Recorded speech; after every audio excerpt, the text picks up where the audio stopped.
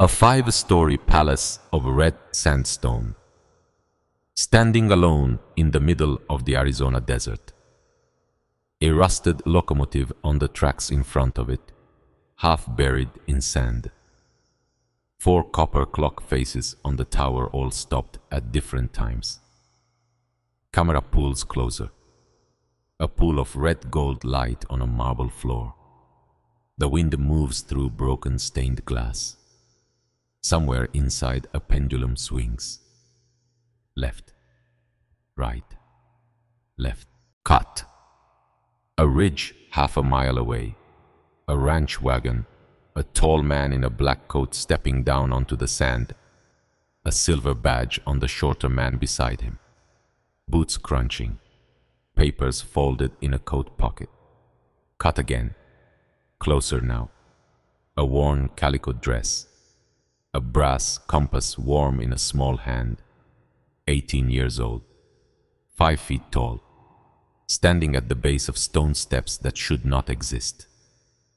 She has been walked into a trap she is not supposed to survive. She smiles.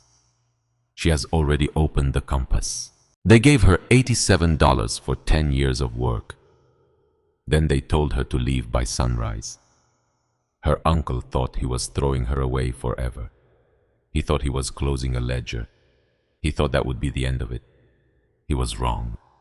He was wrong in a way that no one, not the smirking clerk who cheated her, not the aunt who barely looked up, not the man who had spent 10 years planning what he was about to do, no one could have imagined. The dust on her boots was 3 days old. The sun was climbing. The sky was that hard bleached blue that Arizona gives you in June. And Marigold Wexler, 18 years old, 5 feet tall, in her worn calico dress, kept walking. Because there was nowhere else to go. Because behind her was a ranch that no longer had a room for her. Ahead of her was a piece of paper that said she owned 5 acres of nothing. And in her pocket, wrapped in a scrap of oiled leather, was the only thing in the world that still belonged to her father. A brass compass. Cold.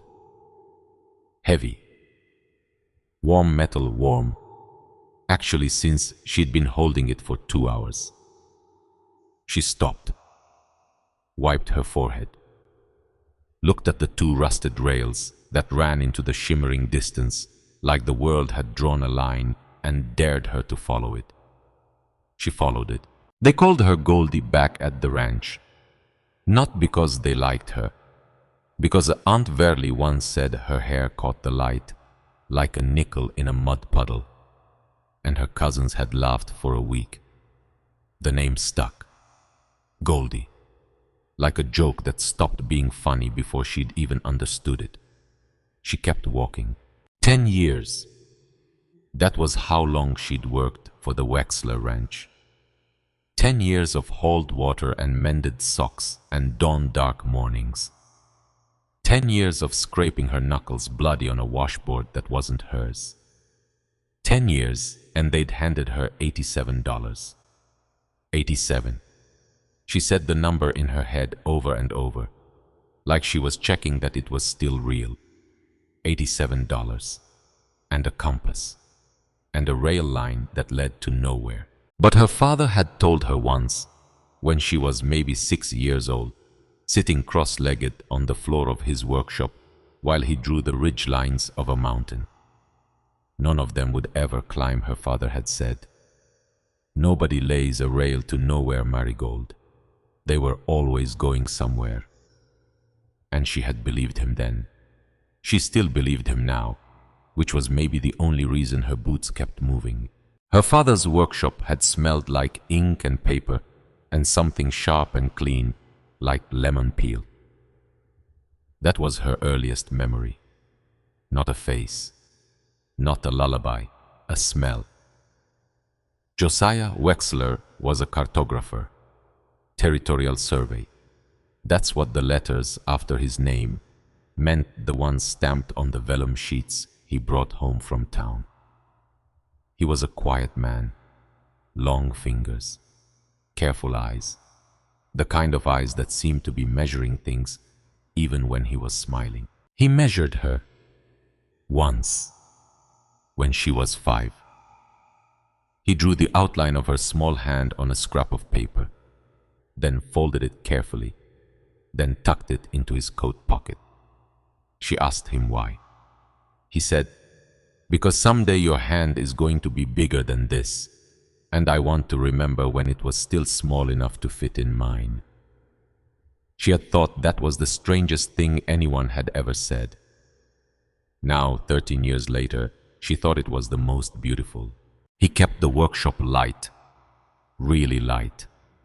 He'd punched a skylight into the roof himself, and even on gray mornings it glowed. He said map makers needed to see clearly. Said darkness lied. Said the land would tell you its story if you knew how to read it, but only if you had the light to read by. He taught her. He taught her how contour lines meant elevation, how close-spaced lines meant a hill was steep, how wide-spaced lines meant it was gentle. He showed her how to find true north from the stars, how a compass needle would tremble but never lie, how Polaris sat almost exactly where the tip of the Little Dipper wanted you to look. She was 6 when he promised her a compass of her own. "For your 7th birthday," he'd said, "I'm making it myself."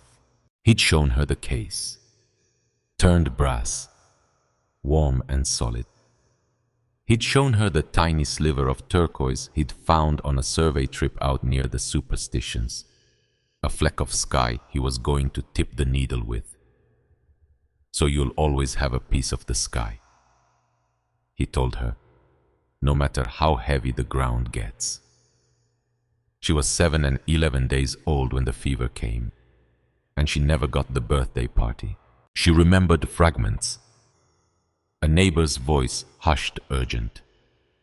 Her mother's forehead wet with sweat that ran into her hairline. Her father sitting in a chair beside the bed, with his head in his hands.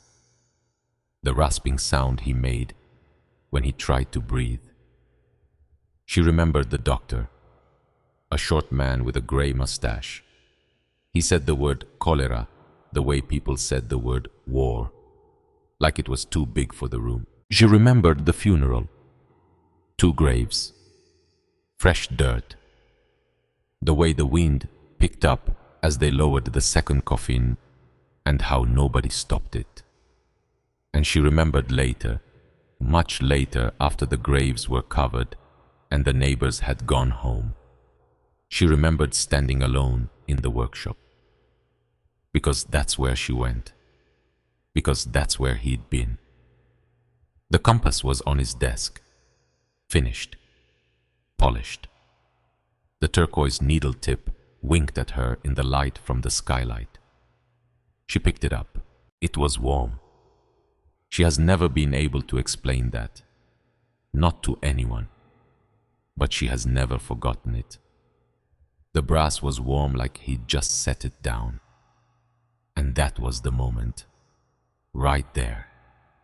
The moment when a certain kind of stubborn thing woke up inside her chest and refused to go back to sleep. Because her father had promised her that compass. And he had made it. And now it was hers, and nobody, not a fever, not a preacher, not the whole cracked open sky was going to take it away from her. For almost a year after the funeral, she lived with a neighbor woman in Ash Hollow, a widow named Mrs. Pearl, kind enough, distracted. She fed Marigold and did not ask her too many questions, which was at the time the greatest kindness anyone had ever shown her. Then Uncle Ellery came to collect her. He drove up in a black wagon. He wore a black hat. He looked at her the way he might look at a heifer he was thinking about buying and had already decided he wouldn't pay full price for. "You'll live with us," he said. He didn't say welcome. He didn't say sorry. He said, "You'll earn your keep." And that was the deal. That was every word of the contract. She rode in the back of that wagon with her father's trunk and her mother's shawl and one small brass compass wrapped in a handkerchief. She did not cry. She had done all her crying in the workshop, which turned out to be a good habit to get into. Because for the next 10 years, nobody at the Wexler Ranch was going to ask her how she felt. They gave her the line shack, half a mile from the main house. 1 room, dirt floor, a cot, a stove that smoked when the wind blew wrong, and a small square window that looked west, where the sun set behind the low blue mesas every night like it was tired and wanted to lie down. She was 8 years old. She learned to keep the fire going. She learned to boil water in a pot. She learned how to make her bed the way Aunt Verily liked it. Hospital corners, no wrinkles, quilt folded, exactly at the foot. She learned to be gone from the main house by dawn and not come back until sundown. She learned to be quiet. Quiet was very important. Because Aunt Verily had a headache almost every afternoon. Because Uncle Ellery didn't like to hear a child talk during dinner. Because her cousins, 3 of them all older, all louder, had decided that Marigold was a burden the family had taken on out of Christian obligation, and they wanted her to know it. So she was quiet. She mended fences. She darned socks. She tended the kitchen garden. She hauled water from the well. She scraped hides. She fed chickens. She cleaned lamp glass. She learned that if she worked hard enough, no one would look at her, and if no one looked at her, she could hold whole conversations with her father in her head, and no one would ever know. Her father in her head was very kind. Her father in her head always answered her. She was almost 12 before Amos Kettleridge said her name. Amos was the old ranch hand. He'd worked for the Wexlers for going on 30 years. He was tall and stooped, and his skin was the color of a saddle that had been rained on and dried 100 times. He didn't talk much, which was a lot of what she liked about him. He was fixing the corner post of the corral. The dry post, the one that always went first in the summer. She was walking by with a bucket. "You," he said. She stopped, turned, looked at him. Nobody had said "you" to her in a way that meant anything all week. "You want to know how to set a post so it don't rot," he said. She nodded. He showed her. He showed her how to dig deeper than you thought you needed. He showed her how to line the bottom of the hole with gravel, how to soak the post in creosote for 3 days, how to pack the earth around it in layers, tamping each layer down so the wood had something to fight against when the wind came. "Most folks don't tamp enough," he said. "You get lazy on the tamping, you're gonna be digging that post out again in 2 years. Do it right. Do it once." She said, "Yes, sir." He said, "Don't call me sir. I ain't nobody's sir." She said, "Yes, Mr. Kettleridge." He said, "Amos." And that was it. Took her a long time to realize this years actually, but that was the first time in almost 4 years that another human being had told her they wanted to be called by their first name. I taught her more after that. I taught her how to drive a nail straight 3 strokes, 1 to set it, 1 to sink it, 1 to seat it flush. He taught her how to read weather in the clouds, how Marais tails meant rain was coming inside of 2 days, and how a hot dry wind out of the southwest in July meant lightning by nightfall. He taught her how to use a handsaw without binding the blade. He taught her that a sharp tool was safer than a dull one, because a dull tool made you push, and pushing was how you got hurt. She was 13 when he gave her his old pocket knife. "Handle's cracked," he said, "but the blade's good. You keep it sharp, it'll outlast me." She kept it sharp.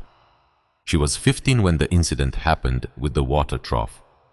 One of her cousins, the middle one, Coburn, had cracked the wooden trough behind the barn. Kicked it, actually, because he was mad about something Uncle Ellery had said. And when Uncle Ellery came looking for who broke it, Coburn pointed at Marigold. "She was clumsy with the axe," he said. Uncle Ellery didn't ask her side. He didn't ask anything. He just looked at her, that same buying a heifer look, and he said, "You'll fix it." She fixed it. She stayed up until midnight. Amos snuck out with a lantern and showed her how to plane a new plank flush against the old boards. She stayed up until her eyes stung. She fixed it well enough that when Uncle Ellery came out the next morning, he touched the seam with his thumb and didn't say a word. Which was, in the Wexler house, as close to praise as a person ever got. Amos, walking back to the bunkhouse afterward, said one thing: "You do good work, Marigold." She almost cried right there in the yard. She did not. She was 17 when Amos got sick. Not dying sick, just old man sick. A cough that lingered, a stiffness in his knees that made him walk with a hitch. Uncle Ellery gave him lighter work, barn chores, harness mending, which meant he was around the house more, which meant Marigold saw him more, which meant one evening in April, sitting on the back step of the bunkhouse, watching the sun go down while she waited for a kettle to boil, Amos said something he had never said before. He said, "Your daddy was a good man." She turned to look at him. She was 17 years old.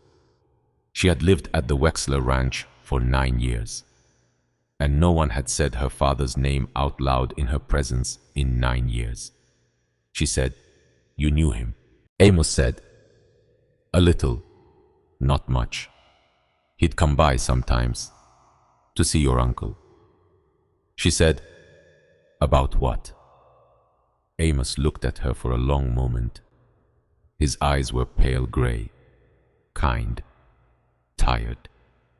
He said, "About business. I don't know what business. Wasn't my place to ask." She waited. He said, and this is the sentence she would come back to years later and turn over in her mind like a compass in her palm. He said, "I remember he came by the week before he got sick. Him and your uncle went into the office and shut the door. I remember 'cause your daddy left angry, real angry, and your uncle came out looking like he'd swallowed something sour." She said, "What were they arguing about?" Amos said, "I don't know, child. I really don't." He looked down at his hands. Then he looked back up at her, and his mouth did something complicated. He said, "But I've thought about it since. More than once." The kettle whistled. She stood up to get it, and she did not think about that conversation again for many months. She did not think about it, actually, until she was already walking away from the ranch with $87 and her father's compass in her pocket. By then it was too late to ask Amos anything else. The dismissal came on a Tuesday morning in late May. Uncle Ellery called her up to the main house. She wiped her hands on her apron. She took her apron off. She walked the half-mile in the growing heat, and she could feel the way an animal can feel a storm coming, that something was about to end.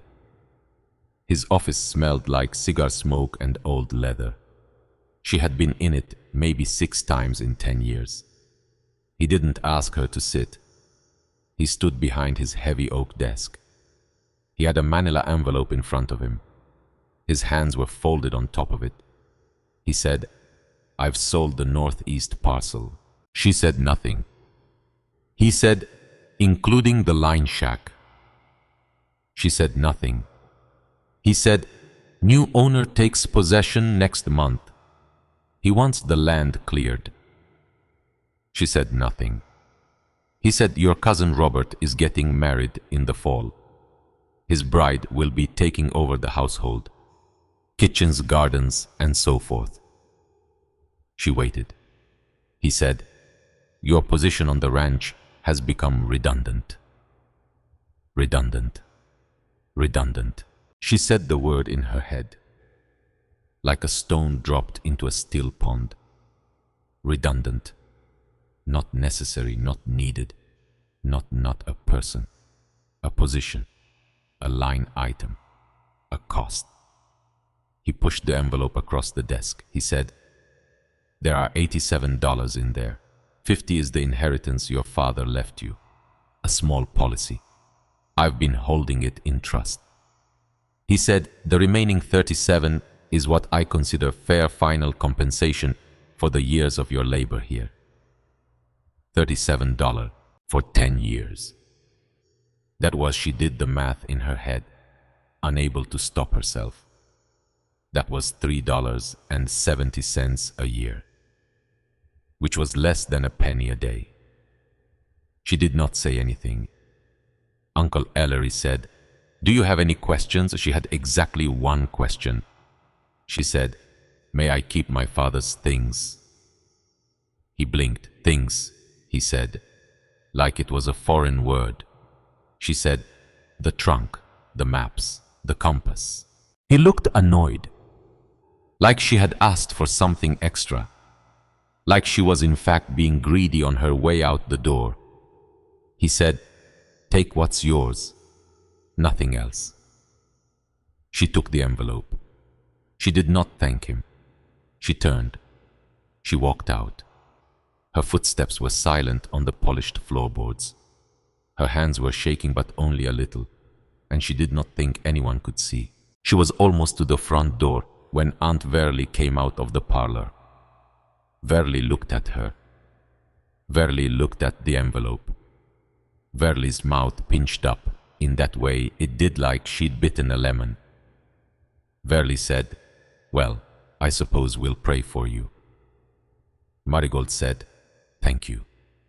And she meant it. Not the way you mean it when you're grateful. The way you mean it when you're closing a door. She walked the half-mile back to the shack. She packed. Everything she owned fit in one canvas sack. A spare calico dress. A wool blanket that Amos had given her one winter when the stove wouldn't stay lit. A small whetstone. Amos's cracked-handled pocket knife. A tin cup, a tin plate.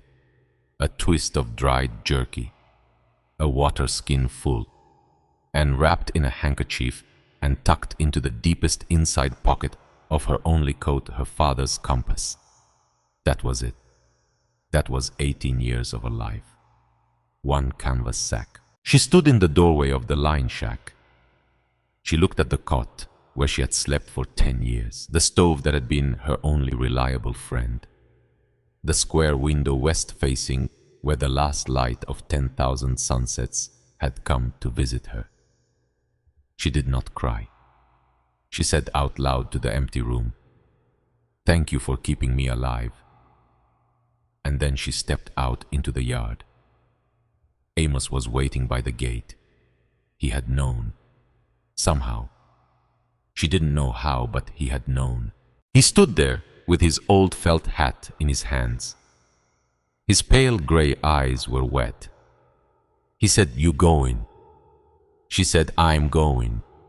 He said, you got money. She said, $87. He winced. He actually winced, like she had said something obscene.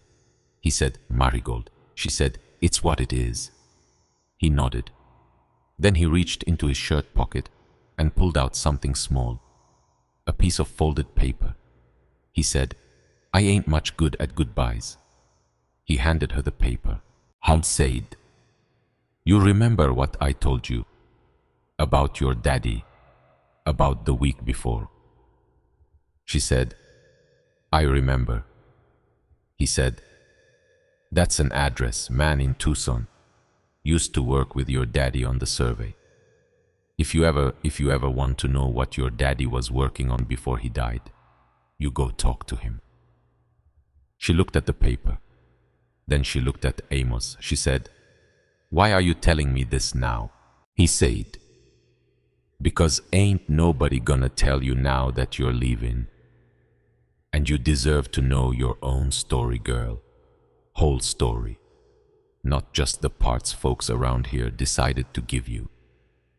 She tucked the paper into her coat pocket, right next to the compass. She said, thank you, Amos. He said, you take care of yourself. She said, I will. He said, you come back and see me sometime. She said, I will. She would not. She would never see Amos Kettleridge alive again. But she did not know that yet. She walked east. She followed the old Meridian spur. The rails hadn't seen a train in 20 years, everyone said. The line had been built during the silver rush of the 60s. It was supposed to run all the way out to a strike near the Chiricahuas. Except the strike had turned out to be a swindle. The company had folded. The rails had been left where they lay, and the desert had started slowly and patiently to take them back. She walked between the rails. The ties were rotted, sun-bleached, half swallowed by drifts of pale sand. Bunches of creosote grew up through the gaps. A hawk circled overhead. The only sound was the crunch of her boots and occasionally the dry rustle of a lizard darting through the brush. She walked for a day. She walked for 2 days. She walked for 2.5 days, actually. And by the afternoon of the 3rd day, her water skin was more than half empty, and her boots had blisters inside them, and the horizon in front of her was still nothing but flat, shimmering, empty desert. Perdition Springs came into view on the afternoon of the 3rd day. It was a rough little town. False-fronted buildings, a saloon with a peeling sign, a livery stable, a general store, a land office with a warped wooden door that hung slightly crooked, and a clerk inside, who looked up when she walked in and immediately did not stand up. His name was Ferrin Perdue. He was a soft man, soft chin, soft belly, soft, uncalloused hands folded on the counter. He had a stain on his vest that might have been coffee and might have been something worse. He looked at her dusty, small 18 years old alone, and his mouth curled into a smile that had no kindness in it. Help you, her, he said. She said, I'd like to buy some land. He said, that's so. She put the envelope on the counter. She said, I have $87. He looked at the envelope. He looked at her. He laughed. He laughed for about 6 seconds. It was not a nice sound. It was the sound of a man who thought he was being handed the best joke of his week. He said, $87. She said, yes. He said, miss, $87 might get you a burial plot, not much else. She said, I don't want a burial plot. He said, what do you want? She said, I want a place to live. He looked at her for a long moment. Then something changed in his eyes. Something she would think about this later. Something like a man who has just realized he's been handed an opportunity. He said, well, now, there is one thing. He got up. He walked to the fly-spotted map pinned on the wall behind him. He tapped a section far east, right along the old Meridian spur. He said, there's a 5-acre lot out here, along the abandoned line. Been on the books for 10 years. Nobody's ever wanted it. She said, why not? He said, it's nothing, miss. Sand and a pile of tumble-down boards. A shack, according to the survey, if you can call it that, ain't been touched in 20 years. She said, "How much?" He said, $86.50, deed and filing fees together. She said, "I'll take it." His smile faltered, just for a second, just long enough for her to notice. He said, You'll take it." She said, "Yes." He said, "Miss, have you been out there?" She said, "I've been walking along the tracks for 3 days." He said, "Yeah, well, the lot's another day out, past the last mile marker. It's the middle of nowhere," she said. "Then it's exactly the place for me." He looked at her. She looked back at him. Something was going on behind his eyes. She could see it. He was calculating. She couldn't quite name it, but he was pleased about something. Pleased in a private, unpleasant way. Like a cat that has just seen a bird land inside a closed room. He said, "All right then, miss." He got the paperwork. She signed. Her hand was steady.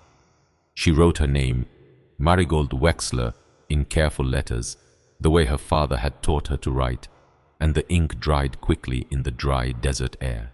She paid $86.50, counted out on the counter.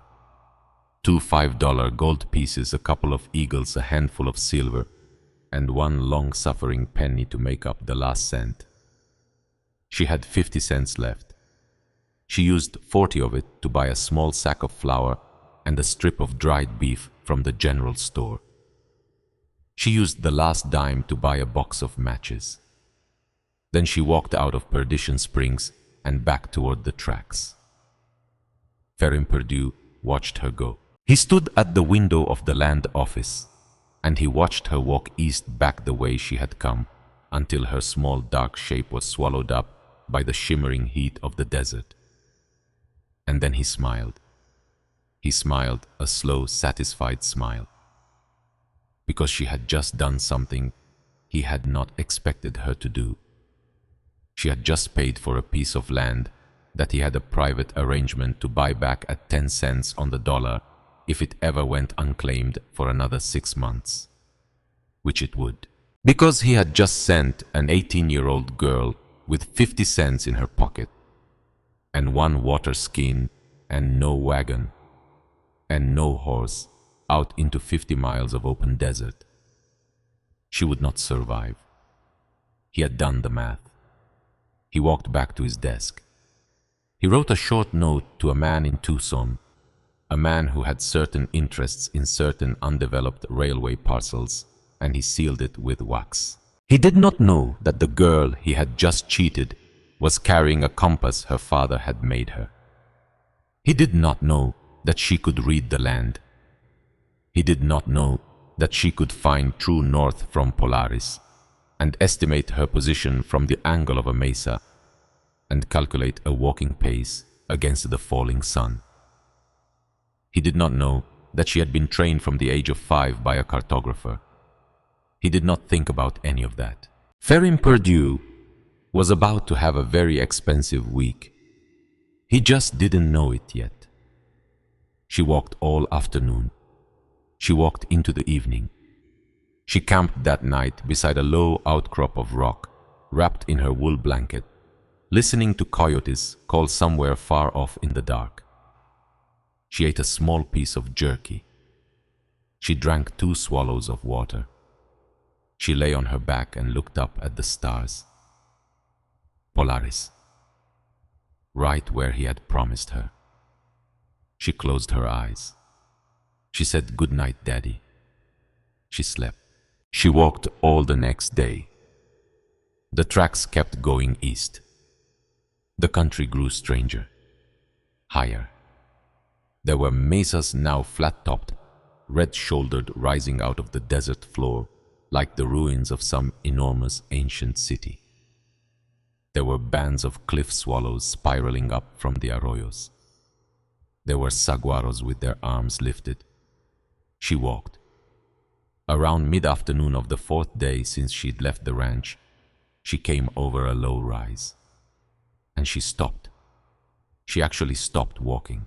Because ahead of her, half a mile away, standing alone in the middle of an empty red plain, was something that could not possibly be there.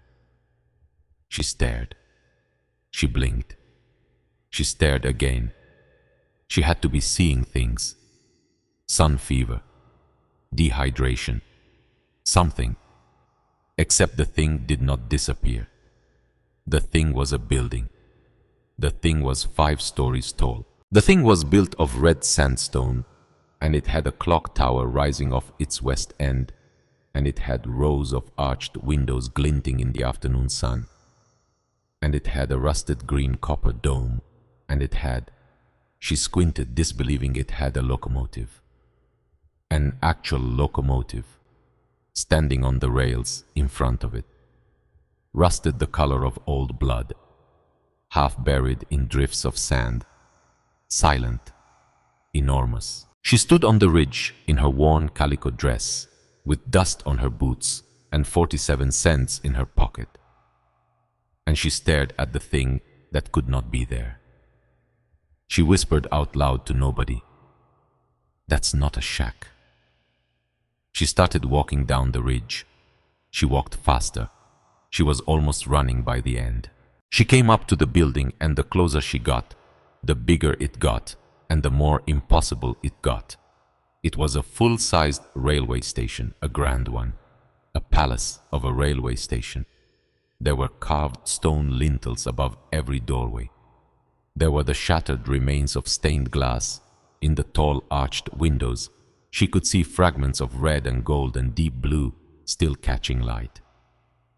There was a stone plaque above the main entrance. She stepped closer. She squinted up at it. The letters were weathered, but still legible. Meridian Halt.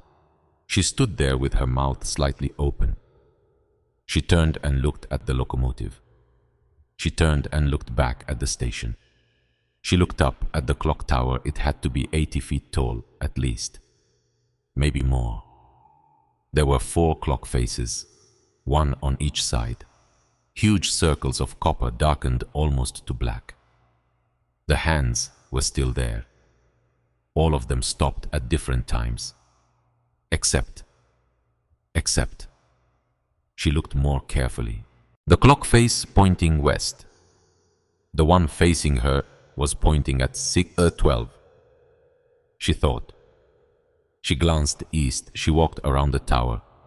She looked up. The clock face pointing east said 7:42, which was different, which was actually wait. The south face said something else again. The north face was too high and too shadowed to read. That was strange. If all 4 clocks were broken, they should all be stopped at the same time. Or at random times, right. Unless, she shook her head. She was tired. She hadn't eaten a real meal in 4 days. She was seeing things. She pushed at the main door. It didn't move. She pushed harder. Something creaked. Something groaned. The heavy oak door swung inward, maybe 6 inches, and then jammed against a drift of sand that had built up on the inside.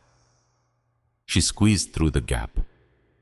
She stepped into the interior of Meridian Halt, and the world went very quiet. The main hall was enormous, vaulted, cool. The sun was coming down through the broken stained glass in long slanting shafts of color, and the light hit the marble floor in pools of red and gold and blue. There were 2 grand staircases on either side of the hall, curving up to a mezzanine. There was a ticket counter, its wood dark with age. There were carved wooden benches, once beautiful, now covered in dust. The ceiling was 50 feet above her head. She turned in a slow circle. She said out loud softly to no one, "Nobody lays a rail to nowhere." Her voice echoed. She started to laugh. She couldn't help it. She laughed a small, cracked, exhausted laugh, and then a bigger one, and then she was standing there in the middle of a broken palace, laughing until she cried, and her tears cut clean streaks in the dust on her face. Because she had paid $86.50 for what a soft-bellied man in Perdition Springs had called a pile of tumble-down boards, and she had ended up with a cathedral. She stayed there for a long time. Eventually, she sat down on the marble floor in one of the pools of red gold light. She unwrapped her handkerchief. She took out the compass. She held it up. The needle spun slowly, settled. The turquoise tip pointed north. She whispered, "Daddy, what is this place?" The compass did not answer, but it was warm. She spent the rest of that afternoon exploring. She was careful. She moved slowly. She did not trust the floors, but the building, impossibly magnificently, was mostly sound. The roof was intact over the main hall. Most of the windows were broken, but the walls were solid. The staircases held her weight. The mezzanine looked out over the great room and had a row of small offices along the back, each with a nameplate too rusted to read. She found a station master's office. She found a waiting room with brass fixtures still bolted to the wall. She found in a small side chamber an iron stove. Cold, old, but intact. She found running water, which almost made her sob out loud in a stone cistern room. A great cast iron pump connected to some underground source. She worked the handle. It squeaked, it groaned, and then a slow, cold, clear stream of water poured into the trough beneath it. She drank. She drank until her stomach ached. She filled her water skin. She filled it again. She washed her face. She stood there with cold water dripping from her chin, and she laughed out loud at nothing. By the time the sun was setting, she had made a decision. She would sleep in the station master's office. It had a heavy door that could be closed. It had a window that could be latched. It had, most importantly, a small stove in the corner, one that connected to a chimney she could see, went up through the ceiling and out the roof. She gathered dry creosote branches from just outside the door. She started a small fire in the stove. She heated water. She soaked a strip of jerky in the water until it was soft enough to chew. She ate it with a small pinch of flour mixed in to thicken the broth. It was the best meal she had eaten in 10 years. She was so tired. She spread her wool blanket on the wooden floor. She lay down. She put her hand on the compass in her coat pocket. She fell asleep almost instantly. She dreamed of her father. He was standing in the middle of the great marble hall, younger than she remembered. He was smiling. He said, "You made it, Marigold." She said, "Where are we?" He said, "Somewhere." She said, "Who built this?" He looked at her for a long time. His eyes were kind. His eyes were sad. He said, "That's the question, isn't it?" And then something began to ring. A bell. A slow, deep ringing bell. She woke up. The first thing she thought was that she was still dreaming. Because the bell was thing she thought was that she was still dreaming. Because the bell was still ringing. Once, twice, 3 times. Slow, deep, deliberate. The sound came down through the ceiling. It vibrated in the wooden floorboards under her back. She sat up. She counted. 9, 10, 11, 12. 12 chimes. Midnight. The bell stopped. She sat very still in the dark. The fire had burned down to embers. The room was cold. Her breath fogged in front of her face. She said out loud, in a voice that did not sound like her own, "That clock is not broken." The clock in the tower had just chimed midnight, but the clock in the tower had been abandoned for at least 20 years. Clocks she knew she had watched. Amos wind the ranch's mantel clock every Sunday for a decade. Clocks did not run themselves. Clocks needed a hand. Someone had to lift the weights. Someone had to wind the spring. Otherwise, the whole mechanism ran down in a week and stopped. This clock had chimed, which meant someone had wound it, which meant she was not alone. She stood up, slowly, silently. She picked up Amos's pocket knife from beside her blanket.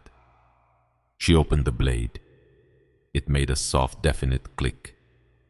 She listened. The station was silent, but the station had been silent when the clock had started to chime too. She lit a stub of candle from the embers. She cupped the flame with her palm. She opened the door of the station master's office and stepped out into the mezzanine. The great hall below was dark. The stained glass windows were dim rectangles. Cold moonlight came down through them in gray strips. Nothing moved. She followed the wall. She found a narrow spiral staircase at the base of the clock tower. Iron, rusted, bolted to the stone. She climbed. Her heart was pounding. She could hear it in her ears. She climbed 1 flight, 2 flights, 3, 4. The tower was tall. Her legs began to shake. She kept climbing. She reached the top, the clock mechanism room. It was a small round chamber built into the top of the tower. There were 4 great copper clock faces set into the walls. She could see moonlight through them, catching the shapes of the giant Roman numerals in silhouette.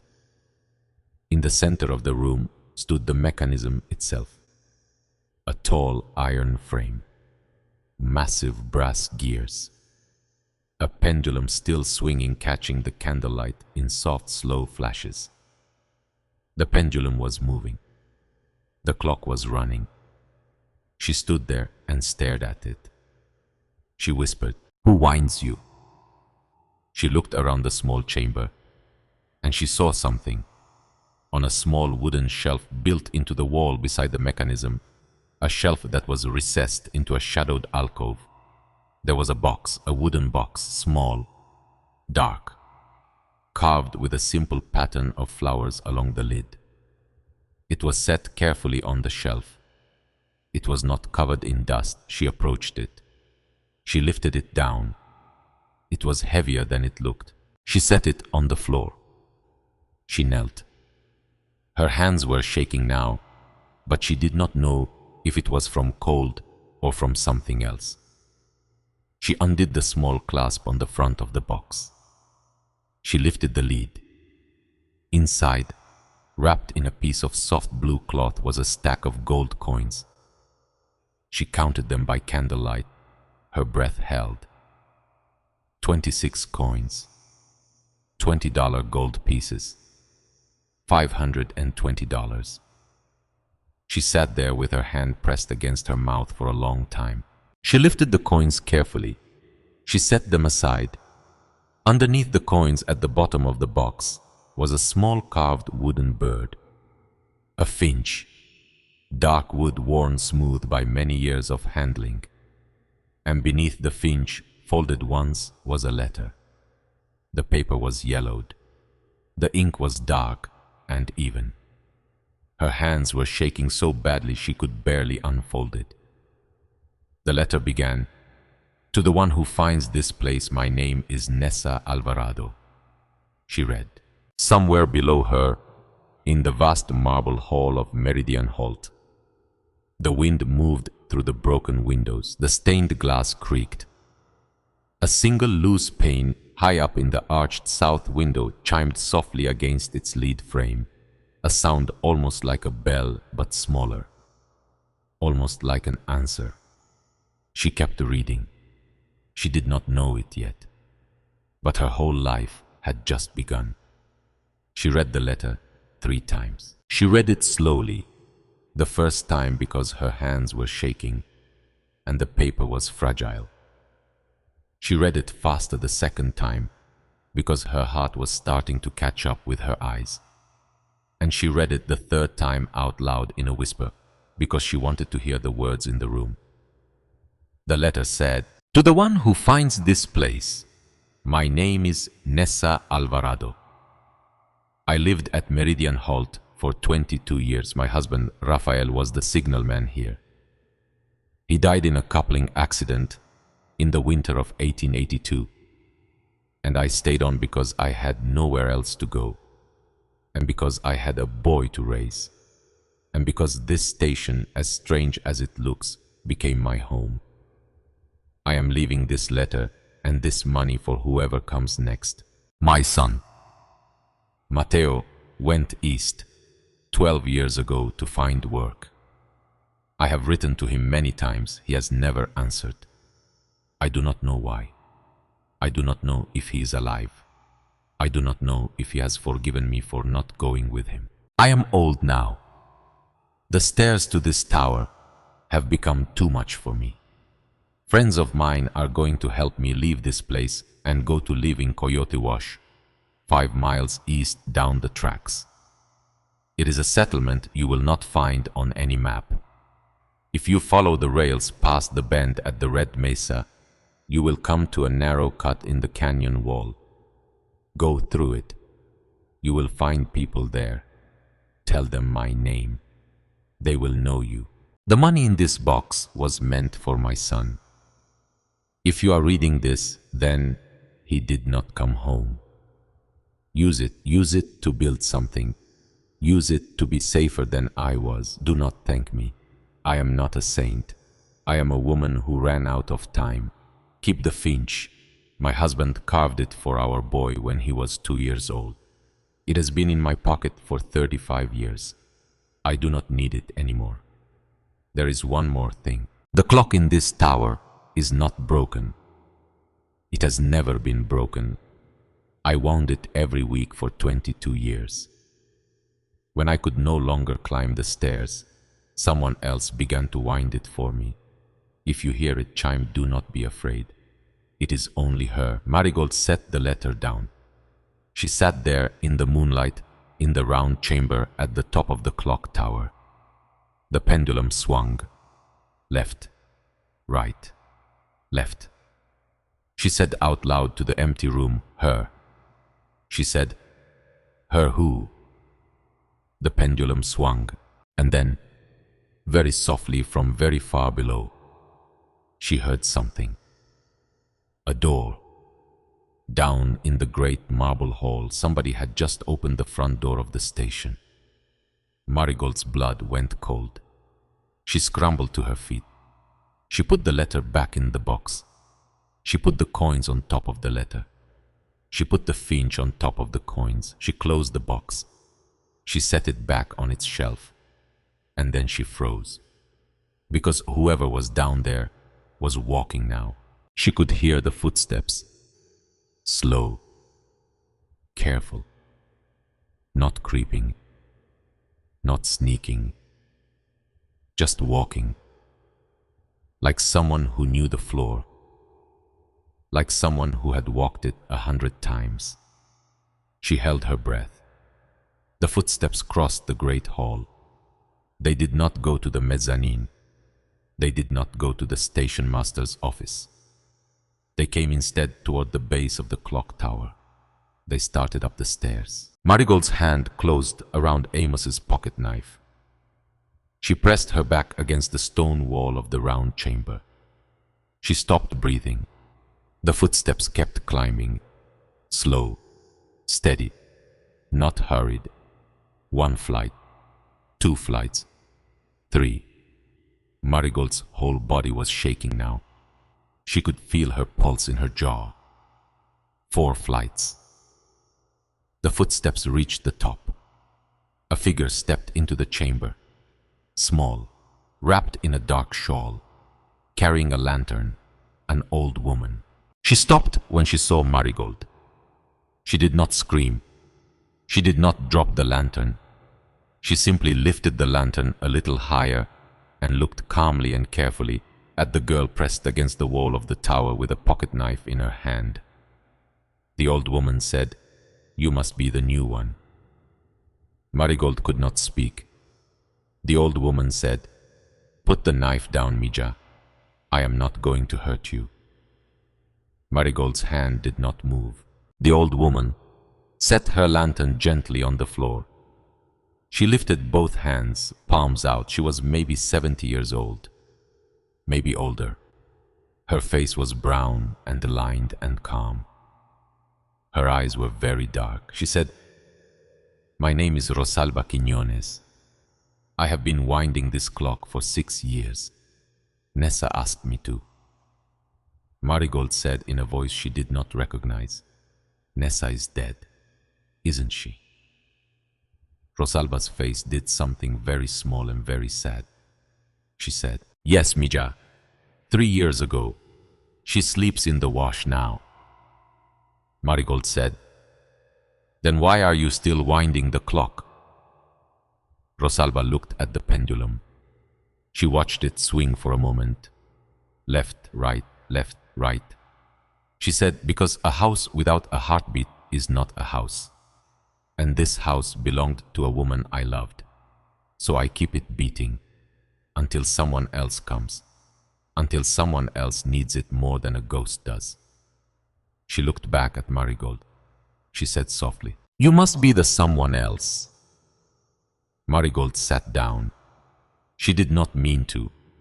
Her legs simply gave out. She sat down on the cold stone floor of the tower and she put her face in her hands. And for the first time since she was 7 years old and had walked into her father's workshop and found the warm compass on the desk for the first time in 11 years, Marigold Wexler cried. She cried hard. She cried like a small animal that had been running for a long, long time and had finally been allowed to stop. Rosalba did not touch her. Rosalba did not say anything. Rosalba simply sat down across from her on the stone floor and waited. She was still there when Marigold finished crying. She was still there when the pendulum stopped for the length of one long, slow breath, which pendulums do not usually do, but this one seemed to, and then started swinging again. She was still there when Marigold looked up, her eyes red, and said, "Will you take me to Coyote Wash?" Rosalba smiled. She said, "Mija, I came here tonight to take you." They came down out of the tower at dawn. Rosalba had a burro tied up outside. A small brown patient animal named Chico, who did not care about clocks or ghosts or letters and only wanted to be somewhere with the grass. Marigold rolled up her blanket and packed her canvas sack and put on her coat. She tucked the compass into her pocket. She left the wooden box and the coins and the letter and the finch exactly where they had been. She said to Rosalba, "I don't want to take the money yet." Rosalba said, "Why not?" Marigold said, "Because I haven't earned it yet." Rosalba looked at her for a long moment. Then she nodded, slowly, like she was making a decision about something. She said, "Your father raised you well." Marigold looked up. She said, "You knew my father?" Rosalba said, "Not yet, but I recognize his work in you. Come, we have 5 miles to walk." They walked east along the track. The sun rose behind them. It threw their long, thin shadows out in front of them like arrows pointing the way. The rails glittered. The desert breathed. Somewhere far off, a covey of quail startled up out of the brush. Marigold walked beside Rosalba. She did not ask questions. Not yet. She had a feeling, the same feeling she used to get when Amos was about to teach her something, that if she was quiet, the answers would come to her in their own time. They walked for maybe an hour. Then Rosalba said, Nessa never told her boy she was leaving the station. Marigold said, what Rosalba said. When Nessa moved to the wash, 6 years ago, she wrote to him, told him where she was going, asked him to come home. Marigold said she wrote in the letter she hadn't heard from him. Rosalba said she hadn't heard from him, but she wrote to him. Marigold said then he never got the letter. Rosalba said that is what we thought, for a long time. They walked.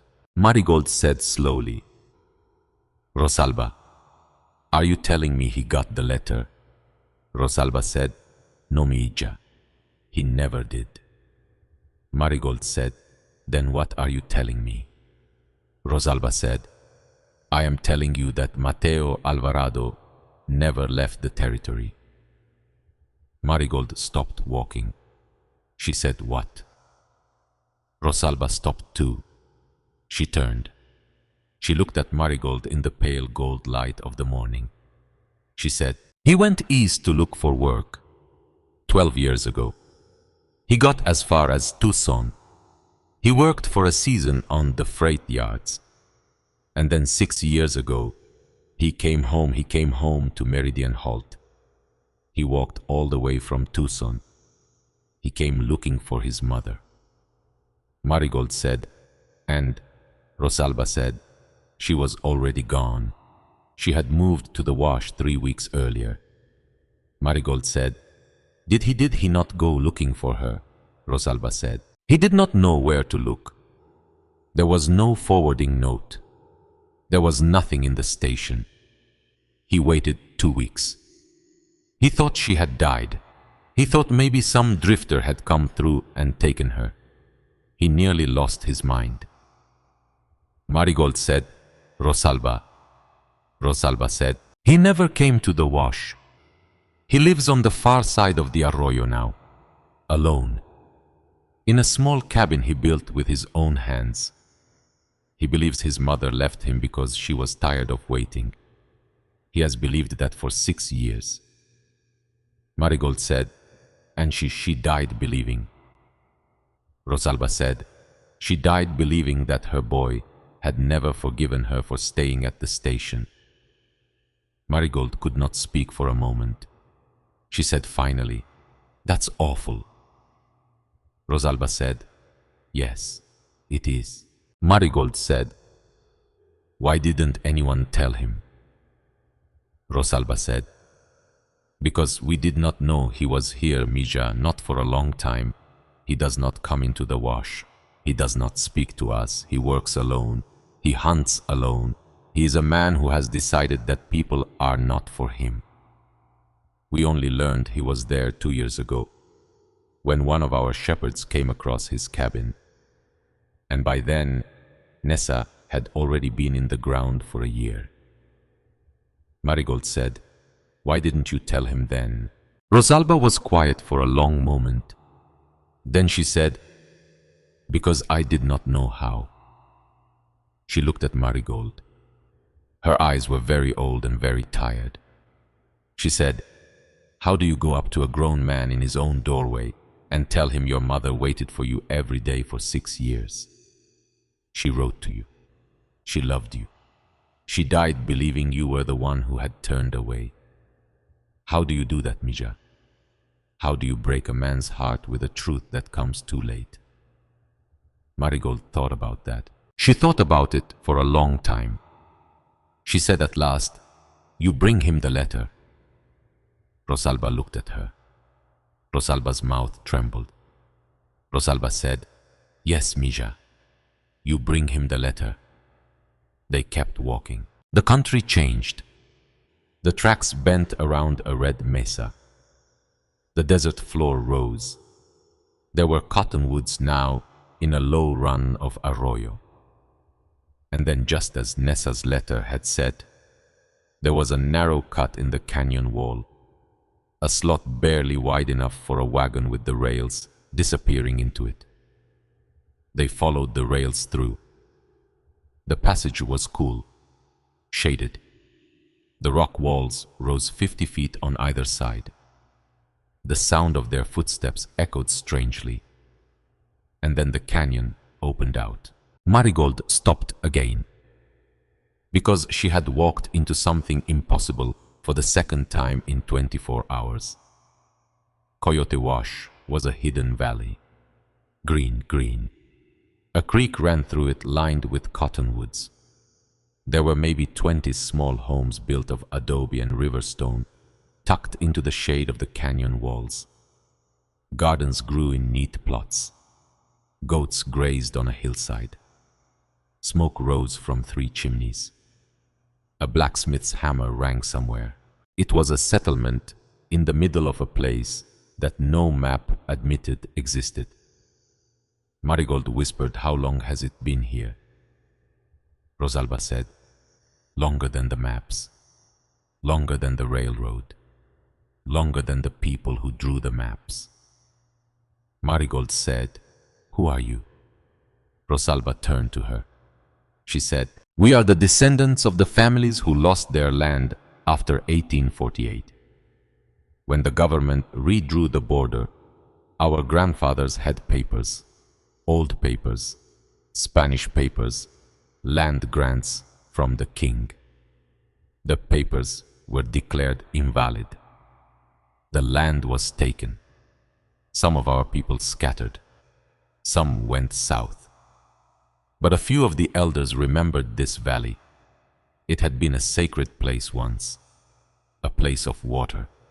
So they came here, and they built here, and they made a decision that they would never be on a map again, because being on a map is how you get stolen from." She looked at Marigold. She said, "We have kept ourselves invisible for 62 years, Mija." Marigold said, "Then why are you telling me?" Rosalba said, "Because Nessa wanted us to."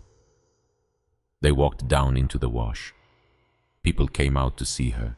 They came out slowly, curious, guarded. Marigold could feel their eyes on her small, dusty frame. A blacksmith straightened up from his forge and wiped his hands on his apron. 2 women looked up from a garden. A man in a straw hat set down a rake. A child peeked out from behind a doorway and then disappeared. Rosalba spoke to them in Spanish softly. Marigold caught only a few words. Nessa's name, Meridian, and the word carta, letter. The mood in the wash shifted. People came closer. An older man with a scar across his cheek and eyes that had seen things stepped forward. Rosalba said, "This is Isaiah Fulk, our blacksmith." Isaiah looked at Marigold. He looked at the knife handle sticking out of her belt. He said, "Blade's got a nick in it." Marigold said, "Yes, sir." He said, "Give it to me, I'll fix it." She unbuckled her belt. She handed him the knife. He took it in his enormous scarred hand. He nodded once, slowly, like a decision had been made. He said, "You're welcome here." Rosalba took Marigold into her own home. It was a small adobe house at the end of the settlement. Cool, clean. There was a woven rug on the earth floor. There was a small stove.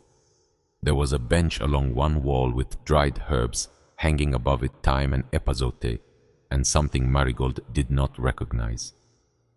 Rosalba fed her. Beans, corn tortillas warmed on the stove, a little goat cheese, water so cold and clean it hurt her teeth. Marigold ate. She ate slowly at first, and then very fast, and then slowly again when she realized how full her stomach had already become. She had not eaten a real meal in she could not remember. Weeks, months, maybe years. Rosalba watched her. Rosalba did not say anything. Rosalba just refilled her cup of water when it got low. When Marigold was done, she sat back. She wiped her mouth. She said quietly, Rosalba. Rosalba said, Yes, mija. Marigold said, Will you take me to Mateo tomorrow? Rosalba said, Yes. Marigold said, Should I bring the letter? Rosalba was silent for a long moment. Then she said, You should bring the letter and you should bring the finch. Marigold said, The finch too. Rosalba said, The finch too, because his father carved it, and because his mother carried it for 35 years, and because when he sees it, he will know that everything he has been telling himself for 6 years has been wrong. Marigold nodded. She did not eat again that night. She could not have. She slept on a folded blanket by the stove in Rosalba's kitchen. She dreamed of her father again. He was standing in the middle of Meridian Holt. He looked around at the vaulted ceiling and the stained glass and the 2 grand staircases. He whistled softly. He said, Well, that's a bigger place than I expected. She said, Did you know about it? He said, Everyone in the survey office knew about it. It was a scandal, a very expensive scandal. She said, Who built it? He said, A man named Thaddeus Marston, a railroad man. He wanted to be the emperor of the Southwest. He built this station because he was going to run tracks from here down into Mexico. He was going to make Meridian Holt the transfer point for a whole empire. She said, What happened? He said softly, He was a liar, sweetheart. He was cheating people. He was taking land that wasn't his, and when the truth started to catch up with him, the whole company folded and he ran off to Argentina, and every mile of track he had planned turned to rust. She said, Did you know him? He was quiet for a long time. He said finally, I did some work for his company once, a long time ago. She said, Daddy. Ham said, Not now, sweetheart. There are things you need to find out on your own. And there are things you need to bring to a man who is waiting to hear them. She said, Mateo. He said, Mateo. She said, How do I say it, Daddy? How do I tell him? He said, You put the letter in his hand, and you put the finch in his hand, and you say the truth, and then you let him do what he needs to do. She said, Will it help? He said slowly, It will not undo 6 years of grief, but it will end it. She said, That's not enough. He said gently, That's more than most people ever get, Marigold. She woke up.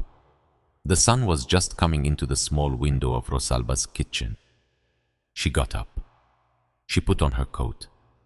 She put the compass in her pocket. She was ready. Rosalba was already awake. Coffee was on the stove. She had a small covered basket on the table. She said, I put some bread in there and some cheese. Mateo will not have eaten anything but rabbit and coffee in a week, because Mateo does not know how to take care of himself. Marigold said, Rosalba. Rosalba said, Yes, Mija. Marigold said, What if he sends me away? Rosalba said, Then you leave the letter on his doorstep and you walk away, and you trust that a grown man can read his mother's handwriting when he is ready. Marigold nodded. She took the basket. They walked back through Coyote Wash together, and Rosalba pointed to a path that went up the far side of the arroyo, past a stand of cottonwoods, up a low ridge, and out toward a small cabin she could just see in the distance. Rosalba said, I will wait for you here. Marigold said, Why?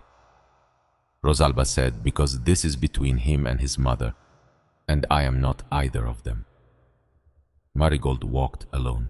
The cabin was small. neat, built well. She could see that even from a distance. The corner posts were true. The roof was sound. There was a woodpile stacked with the kind of precision that told her whoever lived here was a person who did things properly, even when there was no one to see. Especially when there was no one to see. She stopped at the edge of the yard. She did not step onto the property. She stood at the low stone wall that marked the boundary, and she waited. She had learned that from Amos. You do not walk onto a man's land without giving him a chance to see you coming. She waited. After a minute, the door of the cabin opened. Mateo Alvarado stepped out. He was tall, broad through the shoulders, maybe 34 years old, with black hair going gray at the temples and a beard that had not been trimmed in a while. He wore a canvas coat. He had a rifle in his hand, not raised, just held. He looked at her. He did not say anything. She said, "My name is Marigold Wexler." He did not say anything. She said, "I've been living at Meridian Holt for the last 4 days. I found something there, something I think belongs to you." He looked at her. His face did not change. He said finally, "There is nothing at Meridian Holt that belongs to me." She said, "I disagree, sir." Something in his eyes flickered. Nobody had called him sir in a long time. He said, "Who sent you?" She said, "Rosalba brought me part of the way, but nobody sent me. I came because a woman named Nessa Alvarado wrote a letter 6 years ago and hid it in the clock tower. And I read the letter last night, and your name is in it." He went very still. He said, "You are lying." She said, "I am not." She reached into her coat pocket. She took out the letter folded once and the small wooden finch. She held them out toward him across the low stone wall. She said, "I brought them to you." Hyde did not move. He said, "Where did you get that?" She said, "The finch was in the box at the top of the tower, with the letter and the coins." He said, "That's my father's carving." She said, "I know." He said, "That's how did." She said, "He carved it for you when you were 2 years old. Your mother had it in her pocket for 35 years. She left it in the box because she was hoping someone would bring it to you." His face broke. It broke in the way. Faces break when a person has held something in for so long that they no longer remember what they were holding. It broke in slow motion. His mouth went, and then his eyes went, and then his shoulders went, and then the rifle slipped out of his hand and clattered to the ground. He walked toward her. He walked to the stone wall. He took the letter. He took the finch. His hands were shaking so badly he could barely unfold the paper. He read. He read, standing up. He read with the morning sun on his face and his mother's letter in his hands. He got to the end. He looked up. He looked at Marigold. His eyes were red and full and terrible and clear. He said in a voice that was not a voice, "She wrote to me." Marigold said yes. He said, "She wrote to me and I never got the letter." Marigold said, "No, sir, you never did." He said, "Why?" She said, "I don't know why, not for certain, but Rosalba thinks." She stopped. She caught herself. She reached down inside herself for something firm to stand on. She said, "Someone stopped the letters. Someone between here and Tucson made sure your mother's letters never reached you. Rosalba thinks it was the postmaster in Perdition Springs." He said, "Who is the postmaster in Perdition Springs?" She said, "His name is Ellery Wexler." Mateo's head came up. He said, "Wexler." She said, yes.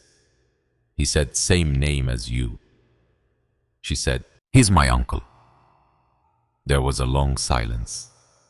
Then Matteo said very quietly, Marigold, I need you to sit down. She sat down on the low stone wall. Because his voice had gone somewhere, she did not expect it to go. He said, I need to tell you something, and I do not know how you are going to feel about it. But I have been thinking about it for a very long time, and I have never had anyone to tell it to. She said, okay. He said, 12 years ago, when I went east to Tucson, right before I left. She said, yes. He said, there was a man, a cartographer. He came to see my mother at the station. He came several times. He was working on a survey. My mother trusted him. Marigold's mouth had gone dry. He said, his name was Josiah. Marigold could not speak. He said, was your father a cartographer? Marigold. She nodded. She could not do anything else. She nodded. He said, Josiah Wexler. She nodded. Matteo let out a slow breath. He sat down on the stone wall beside her. He set his mother's letter and the finch down between them very carefully. Like they were made of glass, he said, your father saved my mother's life. She said in a whisper, what? He said, I was working for a railroad man named Marston, doing surveys for a new line, and he discovered something. He discovered that Marston was pushing people off their land, not buying them out, not offering a fair price, just pushing them out, setting fires, poisoning wells, sending men to threaten families. My mother was one of them. Marston wanted the water rights under Meridian Halt. She was in the way. He looked at her. He said, your father stopped it. He stood between my mother and the men who came for her. He wrote a letter to the territorial governor. Named names, Marston had to back off. He wanted to have your father killed, but he could not touch him. Your father was too well known, too respected, and there would have been an investigation. He said slowly, accept. Marigold said, accept. Matteo said, except 1 year later your father died. Marigold's whole body went cold. She said, of cholera. Matteo said, that is what they said. She said, Matteo. He said, I am not saying anything, Marigold. I am telling you what I know. What I know is that your father made an enemy of a very rich man. And what I know is that a year later, your father was dead. And what I know is that your mother died 2 days before him. But only your father was in the room the night before he got sick. She said, with who? He said, I don't know, Mija. My mother didn't know either. She just remembered, your father saying he had a meeting with his brother that week. Marigold could not breathe. She said, his brother.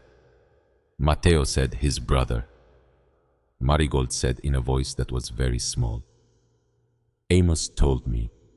Amos told me. Amos said he remembered. He said the week before Daddy got sick, Daddy came to see Uncle Ellery, and Daddy left angry. Matteo said, Marigold. She said, and Ellery came out of the office looking like he'd swallowed something sour. Matteo said, Marigold, listen to me. She said, he killed him. Matteo did not answer. She said, he killed him, Matteo. Matteo said, we do not know that. Not for certain. She said, he killed him.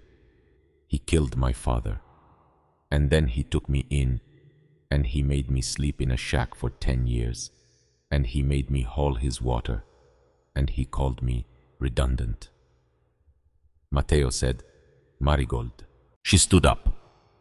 She could not sit.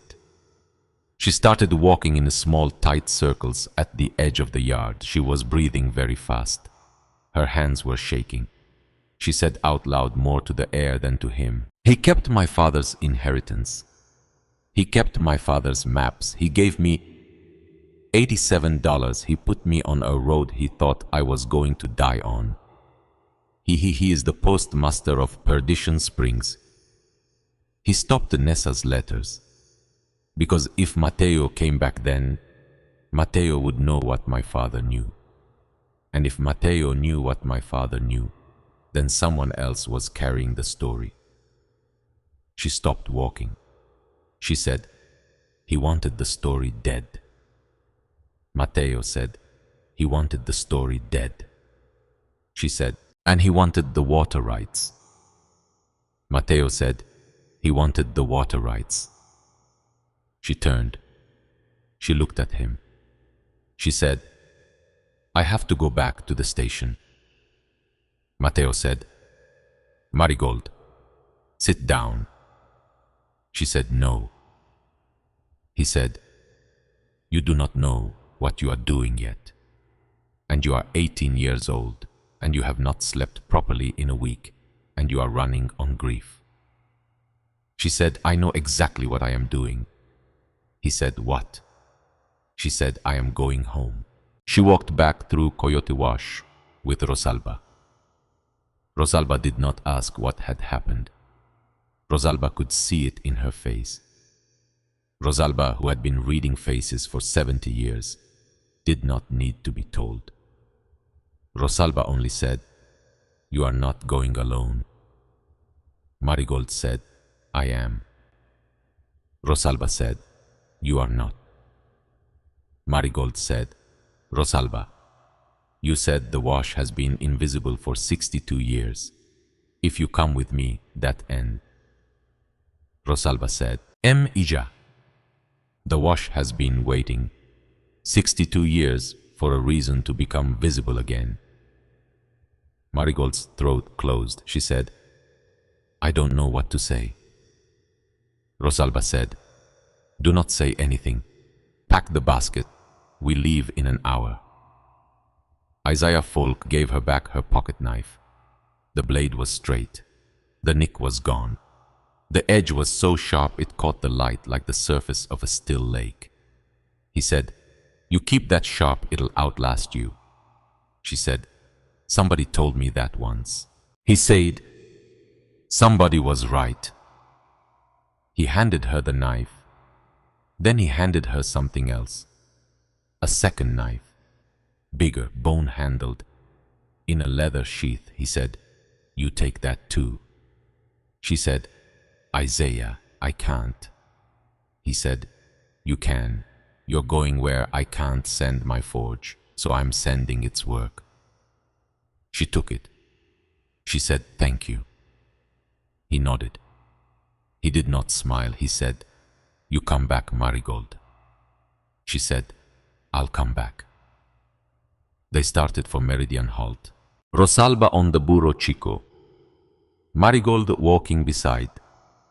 And behind them, coming up out of a cottonwood grove at the mouth of the canyon, a third figure, tall and broad and carrying a rifle. Matteo Alvarado had followed them out. He said when Marigold looked back, I was going to come home eventually. Might as well be today. She could not speak. He said, your father saved my mother, Marigold. I owe him a debt, and I am going to pay it in the only way I know how. She said, which is? He said, I am going to walk you to your own front door. They walked the 5 miles back. The sun climbed, the rails glittered. The red mesa rose in the west. The clock tower of Meridian Halt came into view above the far rim of the desert. She saw it from 3 miles away, that thin dark line rising out of the flat, and something in her chest tightened. Because that tower was hers. That was the strange thing. That was the impossible thing. That was the thing she had not quite believed until this exact moment. Meridian Halt was hers. She had bought it for $86.50 from a man who thought he was killing her. And she was walking home. They came over the last rise. They stopped, because there was already someone at Meridian Halt. Two men standing at the base of the great stone steps of the main entrance. One tall, wearing a dark coat. One shorter with a badge glinting on his vest. Marigold's breath caught in her throat, because even at this distance, even in the shimmering heat, she recognized the taller man. She had walked the half-mile to his office 6 mornings a week for 10 years. She said softly, "Uncle Ellery." Rosalba's hand tightened on Chico's rein. Mateo shifted the rifle in his hand. The tall man turned. He saw them coming down the rise. He lifted his hand and waved a small friendly wave as if he had been waiting for them, as if nothing at all was wrong. The badge on the shorter man's vest caught the sun. Sheriff. Marigold Wexler kept walking, because there was nowhere else to go. Because she was walking home. Because inside her father's compass, warm in her pocket, the turquoise needle was pointing north. North, the way her father had taught her. North, the way the truth pointed. She walked. Uncle Ellery smiled when he saw her coming. That was the thing that struck her first. That was the thing that would stay with her for the rest of her life. Because the last time he had looked at her 6 days ago, across a heavy oak desk, his face had been closed business, a ledger being reconciled. Today he was smiling, which meant he had come here happy, which meant he had thought he was walking up to something easy. Marigold slowed her steps. Rosalba beside her said nothing. Mateo, a few paces behind, shifted the rifle in his hand so it hung loose against his leg. Not raised, not hidden. Just there, the way a man carries a tool when he is ready to use it and hoping he will not have to. They walked the last 100 yards to the base of the stone steps. "Uncle Ellery," said Marigold. She said, "Uncle." He said, "You look well." She said, "I don't." He blinked. Because in 10 years, she had never once contradicted him. He recovered. He kept smiling. He gestured to the man beside him. He said, "This is Sheriff Bowen from Perdition Springs. He's kindly agreed to accompany me today." The sheriff touched the brim of his hat. He looked uncomfortable. He looked like a man who had been told a story on the ride out and was starting to notice that the story did not quite fit the girl standing in front of him. Marigold said, "Sheriff." The sheriff said, "Miss." Uncle Ellery said, "Marigold, I have some difficult news." She said, "I bet you do." He kept smiling, but his smile was starting to tighten at the corners, like a rope going taut. He said, "There's been an irregularity with the deed on this property. The office in Perdition Springs, well, they had it filed incorrectly. It turns out this parcel was already spoken for by your family, in fact by me, as executor of your father's estate." He said, "I've come to take possession." Marigold said no. He said, "Sweetheart." She said, "Don't." He said, "Marigold, be reasonable." She said, "You called me redundant." The sheriff shifted his weight. Ellery's smile flickered. He said, "I said your position on the ranch." She said, "You called me redundant 6 days ago in your office. You handed me $87 for 10 years, and you called me redundant." So I'll thank you not to call me sweetheart. The sheriff cleared his throat. Ellery said, "There is a legal matter here, Marigold. This is not personal." She said, "Everything is personal, uncle." Rosalba took a step forward. She said quietly, "Sheriff, may I speak?" The sheriff looked at her. He was maybe 50. His face was weathered and reasonable and tired. He had the look of a man who had signed on to a simple errand this morning. Help a rancher retrieve a piece of paperwork, and was slowly understanding that today was going to be more complicated than that. He said, "Ma'am." Rosalba said, "I know this land. I have known it for 40 years. This girl bought this parcel legally at the land office in Perdition Springs 6 days ago. She holds the deed. She holds the receipt. And whatever paper Mr. Wexler is about to produce, it was not produced honestly." The sheriff said, "Ma'am, that's a serious accusation." Rosalba said, "Yes." The sheriff said, "Who are you?" Rosalba said, "My name is Rosalba Quiñones." Something passed across the sheriff's face. He said, "Quiñones, any relation to the old land grant families?" She said, "All of them."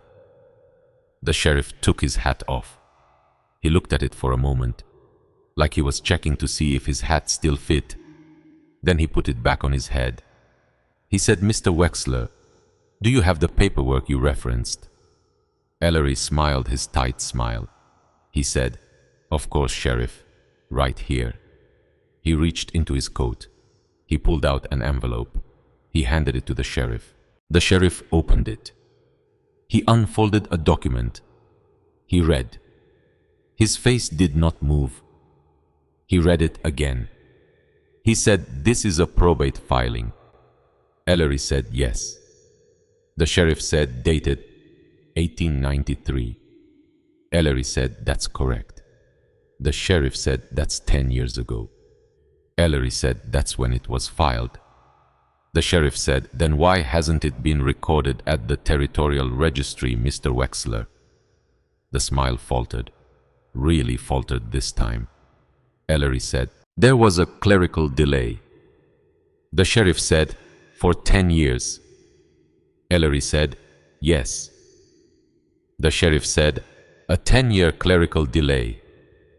Ellery said sharply, "Now, Sheriff, I did not come out here to have my documents interrogated. This girl has purchased a piece of land she cannot possibly maintain. I am doing her a kindness by resolving the matter today." Marigold said, "Uncle." He looked at her. She said, "How did you know I was here?" He stopped. He said, "Excuse me." She said, "How did you know I bought this land?" Silence. She said, "You dismissed me. 6 days ago I walked out with $87. Nobody at the ranch knew where I was going. I didn't know myself. 6 days later, you show up here with a document you claim you've had since 1893. She took a step closer to him. She said, "How did you know?" He did not answer. She said, "Because Ferrin Perdue told you." Ellery went white, actually white. The blood left his face in one long, slow wave. The sheriff turned very slowly to look at him. The sheriff said, "Mr. Wexler." Ellery said, "Sheriff, this is a child. She's grieving. She's making things up." Marigold said, "Sheriff, ask him where his brother's compass came from." Ellery said, "What?" Marigold said, "Ask him. Ask him where my father's compass came from." The sheriff said slowly, "Miss, what compass?" Marigold took the compass out of her pocket. She held it up in the sunlight. The brass caught the light. The turquoise needle tip pointed north. She said, "This compass, My father made it.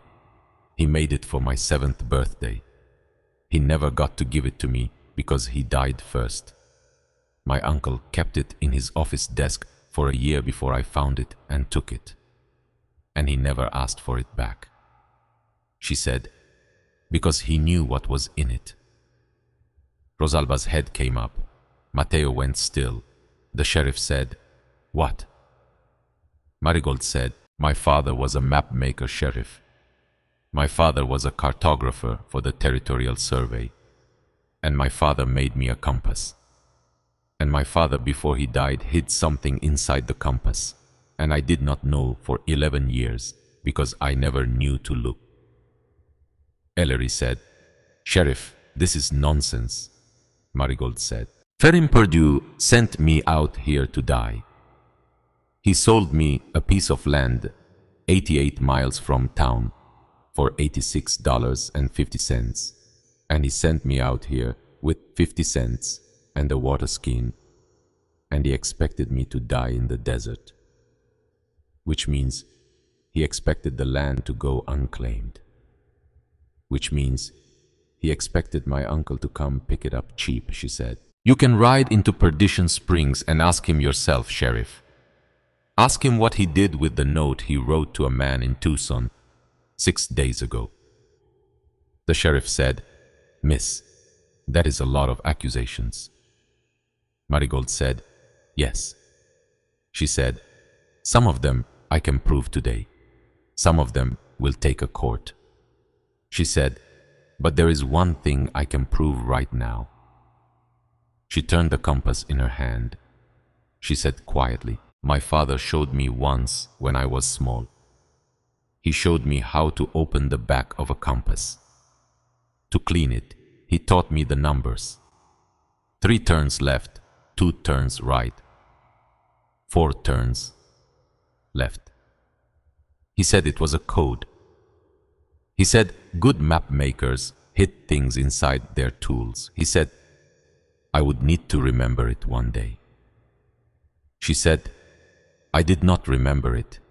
I forgot. For 11 years. She said, "I remembered it last night. In the tower." She turned the brass ring on the back of the compass. Left 3, right 2, left 4. Something small clicked. The back of the compass hinged open. The sheriff took a step forward. Ellery said, "Sheriff, this is theater. She's..." Inside the back of the compass was a tiny folded square of paper. Marigold took it out. She unfolded it very carefully. Her hands were shaking, but she had done all her shaking already, and these were the last of it. She said, "Sheriff, this is a survey plat, signed by my father, signed and sealed by the office of the territorial surveyor." She held it up. She said, "It is the deed of trust for the water rights beneath Meridian Halt," she said. "It is dated 11 months before my father died," she said, "and it names the beneficiary." She held the tiny paper out to the sheriff. The sheriff took it. He read it. He read it a second time. He looked up at her. She said, "He put the water in trust, Sheriff. He put it in trust for the people of Coyote Wash." The sheriff's mouth opened. The sheriff's mouth closed. Ellery said, "That paper is a forgery." The sheriff said, "Mr. Wexler, this is on territorial letterhead. This has the raised seal of the Surveyor General." Ellery said, "It is a forgery." The sheriff said, "Sir, I have seen the Surveyor General's seal 300 times. This is not a forgery." Ellery took a step back. His hand went inside his coat. Marigold said very sharply, "Uncle." Matteo lifted the rifle. The sheriff said, "Mr. Wexler, take your hand out of your coat, slowly."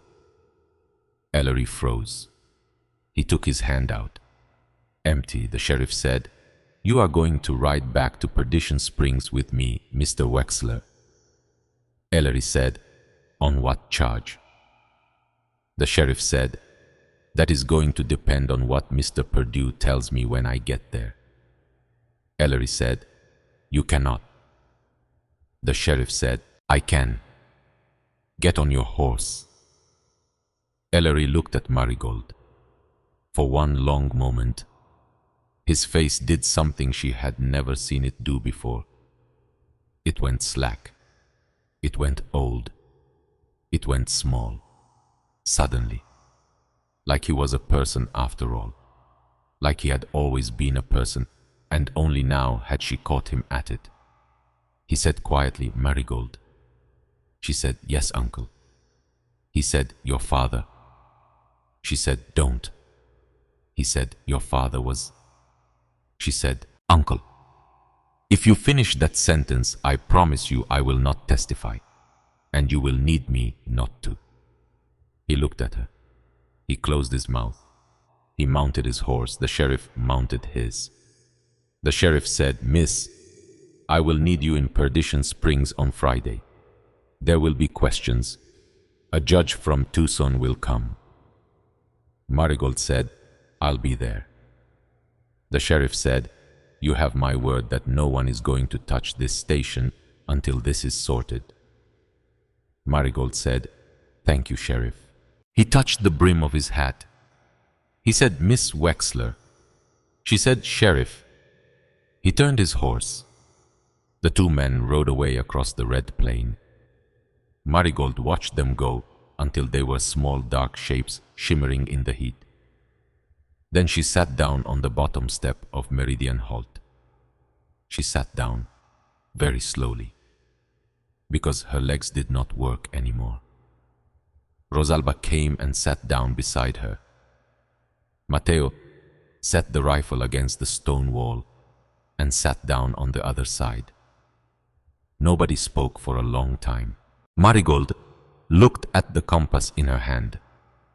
The back was still hinged open.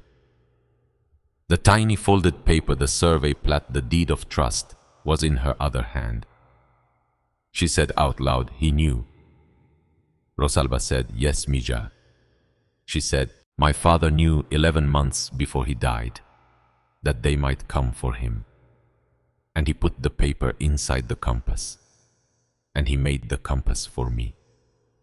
And he was going to give it to me on my 7th birthday, and I was going to learn the code, and he was going to explain it to me when I was older, and I was going to grow up, and I was going to know what to do. Rosalba said, yes. Marigold said, but he didn't get to give it to me. Rosalba said, no. Marigold said, he didn't get to teach me the code. Rosalba said, no. Marigold said, I forgot it for 11 years. Rosalba said, you remembered it last night. Marigold said, how? Rosalba said softly, because you were finally in a place where you could hear him again, Mija. Marigold did not answer. She looked up at the clock tower. The 4 copper clock faces gleamed dully in the afternoon sun. She said quietly, Rosalba, what time is it? Rosalba looked up. She said, the east face says 2:40. That one is right. The others I set to different times. Marigold said, why? Rosalba said, because Nessa asked me to. She said if any of Marston's men ever came scouting, she wanted them to see broken clocks. She wanted them to think the place was dead. Nobody looks twice at a broken clock. Marigold nodded. She said, that's clever. Rosalba said, she was a clever woman. Marigold said, I wish I had known her. Rosalba said, you will know her, Mija. She left a lot behind. In every room of this place. You will spend the rest of your life meeting her. Marigold's eyes filled. She wiped them with the back of her wrist. She said, I don't know what to do next. Rosalba said, yes, you do. Marigold said, I don't. Rosalba said, you know exactly. You are just afraid to say it out loud. Marigold looked at her. She looked at Matteo. She looked up at the impossible tower. She said softly, I open it. Rosalba smiled. She said, yes, Mija, you open it. The judge came from Tucson on the following Friday. He was a small man with white hair and small round glasses and a very quiet, very careful voice. His name was Judge Halvorsen. He held court in the parlor of the only hotel in Perdition Springs. He heard testimony for 2 days. He heard Marigold Wexler. He heard Rosalba Quiñones. He heard Mateo Alvarado.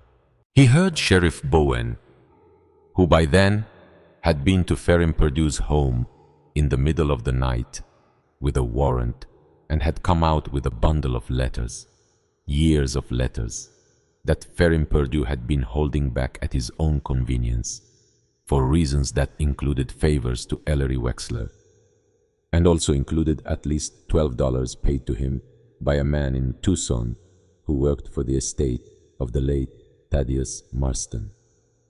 Ferrin Perdue lasted about 20 minutes in the witness chair. He cried. He named the names. He named Ellery Wexler. He named a man named Fenwick Marston, nephew of the dead railroad emperor, who had spent 5 years quietly trying to reassemble his uncle's collapsed empire, starting with the water rights beneath Meridian Holt. Ellery Wexler did not cry. Ellery Wexler said nothing at all. Ellery Wexler was charged with fraud with obstruction of federal mail and with conspiracy to commit murder. The murder charge was harder to prove. It would take a year. It would take the exhumation of Josiah Wexler's remains from the little churchyard in Ash Hollow. It would take the testimony of a chemist from the University of Arizona who would find evidence of poisoning consistent with the manner of death. That was enough for the jury. Marigold did not testify at that trial. She had already testified at the first one. At the first one, she stood up in the parlor of the Perdition Springs Hotel, 5 feet tall, 18 years old, in a clean calico dress that Rosalba had pressed for her, and she looked at Judge Halvorsen, and she told him the whole story. She told it plain. She did not embellish. She said, I do not know for certain that my uncle killed my father. I have suspicions. I have things a ranch hand told me. I have a story a woman told her son. But I do not have proof of murder, Your Honor. I have proof of theft. I have proof of mail obstruction. I have proof of fraud. I have proof of a scheme that has been running for 10 years to take a piece of land my father tried to protect. She said, I would like the court to know that. She said, I would also like the court to know something else. Judge Halvorsen said, yes, Miss Wexler. She said, my father made a survey plat 11 months before he died. He put the water rights of this station in trust. He named a beneficiary, and I would like to formally read that beneficiary into the record. The judge said, please do. Marigold Wexler read. She said, Dr. Lucy.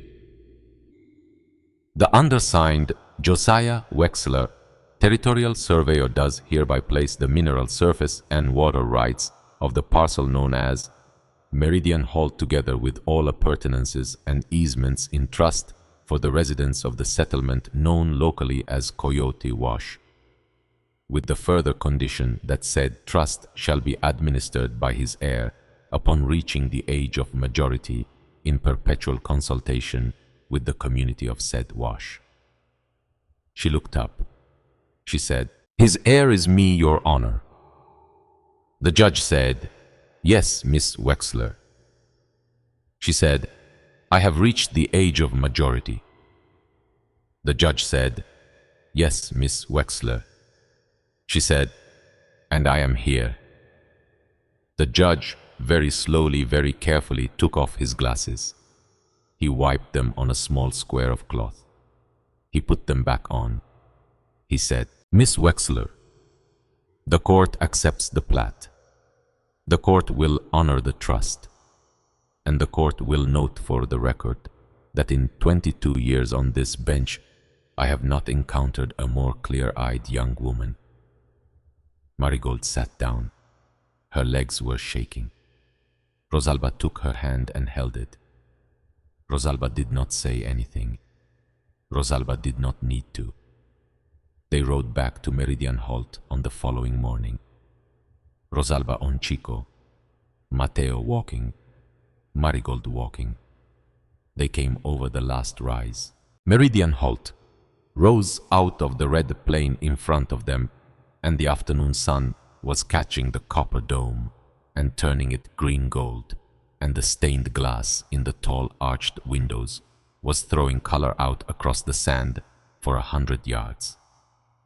Marigold stopped. She looked at it. She said, "I don't know how to run a train station, Rosalba." Rosalba said, "Good Mija, because you are not going to run a train station." Marigold said, "What am I going to run?" Rosalba said, "Whatever you decide."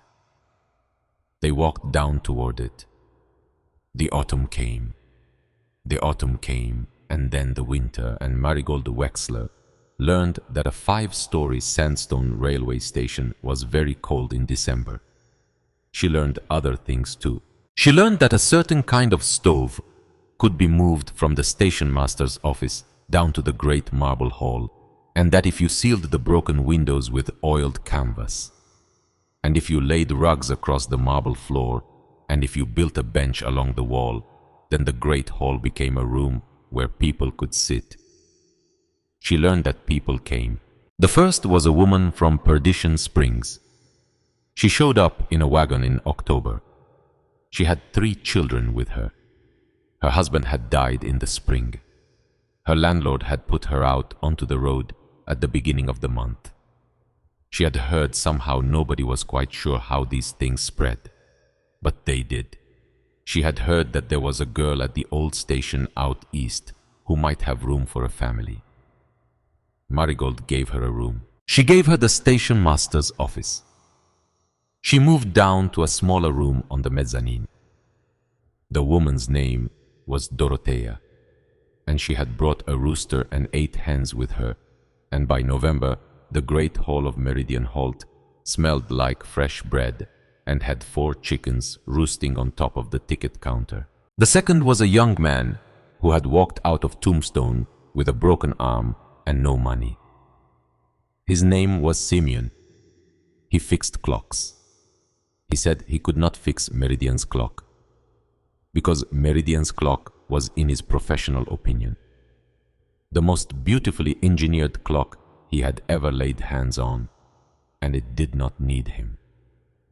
But he could fix everything else. He fixed the pump.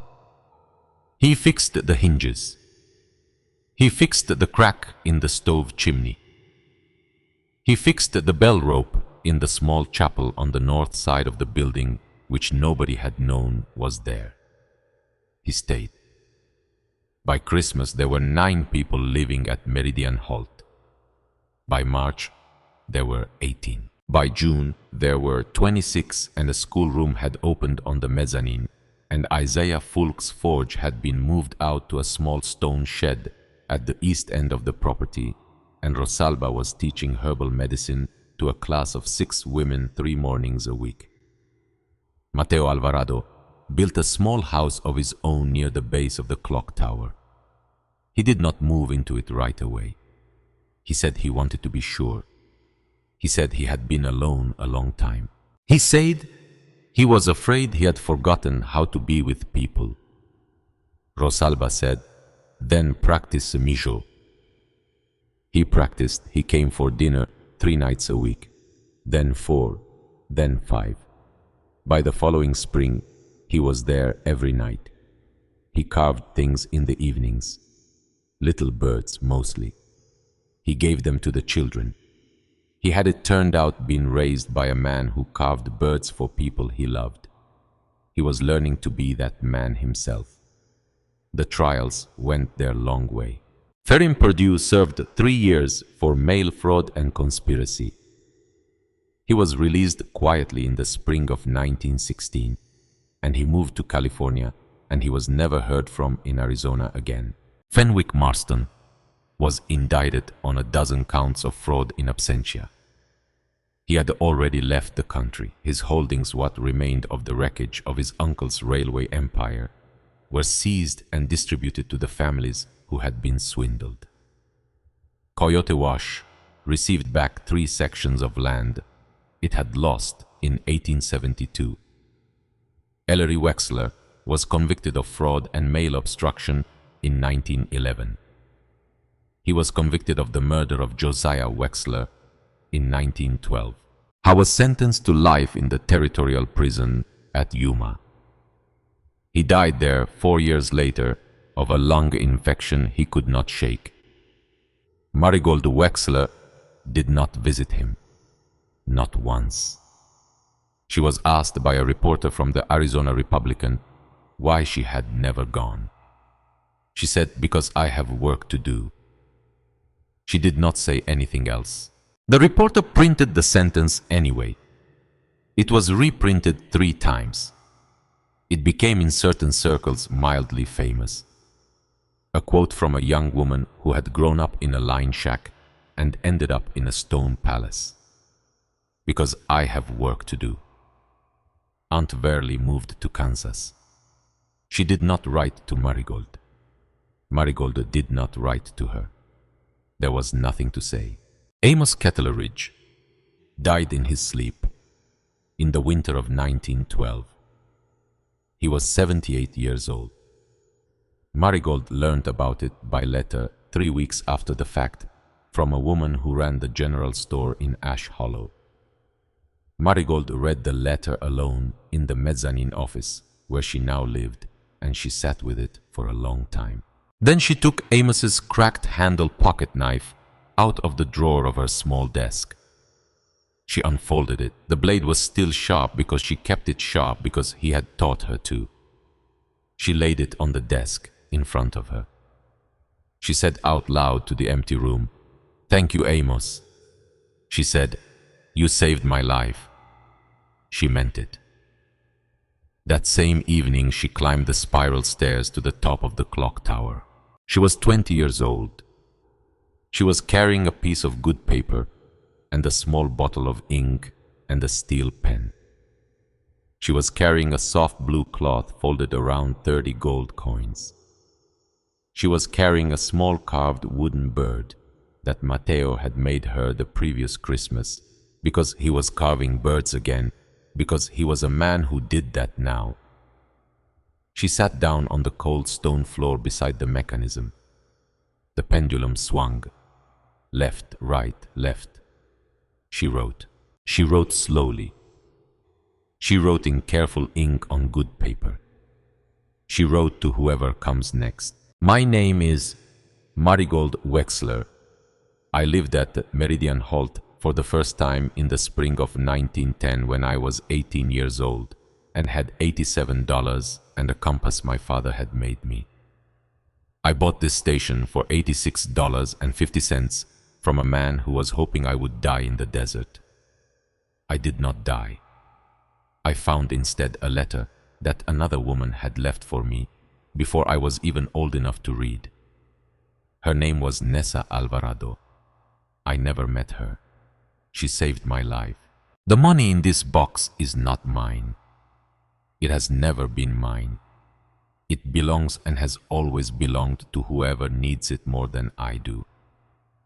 I am leaving it here because there will come a day when you find this letter and you will need it. And I want you to know that a stranger a long time ago was thinking about you. The clock in the tower keeps running. Somebody winds it. That is how these things work. Use the money. Build something. Be safer than we were. And when you can, if you can someday, when the time is right, Leave a letter of your own for the one who comes after you. That is the whole thing. That is the only thing. We are none of us as alone as we think we are. Marigold Wexler, Meridian Holt, Arizona Territory, winter 1912. She folded the letter. She placed it in the wooden box in the small alcove. She placed the 30 gold coins wrapped in soft blue cloth on top of the letter. On the top of the coins, she placed the small carved wooden finch. She closed the box. She set it back on its shelf. She stood there for a moment in the round chamber at the top of the tower. The pendulum swung. Left, right, left. She said out loud softly to the empty tower, "Good night, Daddy." She said, "Good night, Nessa." She said, "Good night, Amos." She turned. She went down the spiral stairs. She came out into the great hall, and the great hall was warm and full of people. Dorothea was setting the long table. A pair of children ran shrieking between the benches. Simeon was showing a small boy how a pocket watch worked. Isaiah's laugh rolled out from the doorway. Rosalba was slicing bread with a slow, steady hand. Matteo looked up as she came in. He smiled. She stopped in the middle of the hall, in a pool of red gold light from the stained glass window. She looked at all of them. She thought I was worth $87 to my uncle. I was worth 50 cents to a clerk in a land office. I was worth nothing at all to the men who tried to take this place. But I was worth everything to my father, and he passed it on, and Nessa passed it on, and Amos passed it on, and Rosalba passed it on, and now, God willing, I get to pass it on too. She said out loud to no one and to everyone, "Supper's ready." Rosalba said, "Yes, Misha." They sat down at the long table. They ate. Outside in the dark, the bell in the clock tower rang the hour. 6 deep, clear notes. They rolled out across the desert and across the tracks and across the red plain and away toward the low blue mesas in the west. 6 notes for a station that had been abandoned for 20 years and was not abandoned anymore. The pendulum swung.